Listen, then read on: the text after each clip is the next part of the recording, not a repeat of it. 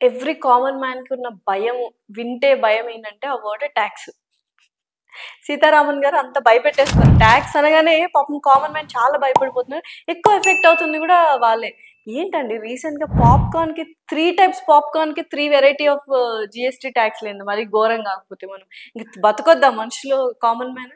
ఏంటసల ఆ కాన్సెప్ట్ ఏంటి?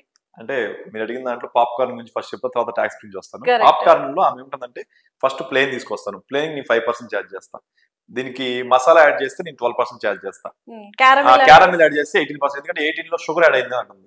నిన్న దీని మీద ఒక జోక్ వచ్చింది, నార్మల్ పర్సన్ కి ఏమో జిఎస్టీ వచ్చేసరికి 5% అంట, షుగర్ ఉన్న పర్సన్ కి ఏమో 18%. కామెడీ. అంటే మనిషికి నీకు షుగర్ ఉందా, షుగర్ ఇష్యూ ఉందంటారు కదా, షుగర్ ఉన్నోడికే నీకు 18% తప్ప ట్యాక్స్, నీకు షుగర్ లేకపోతే 5% అని సీతారామన్ గారు ఫోటో వేసి కింద ఎవరైతే రీల్స్ ఎక్కువ చూస్తున్నారో వీళ్ళకి కూడా ట్యాక్స్ వేసేసేయండి. ఏమ్మా రీల్స్ చూస్తున్నా ఎక్కువ చూస్తున్నాయి ట్యాక్స్ ఏమంటావా అని అంటే మనం నవ్వుకున్నాం కానీ ఇట్స్ సాడ్ ఎఫెక్ట్స్.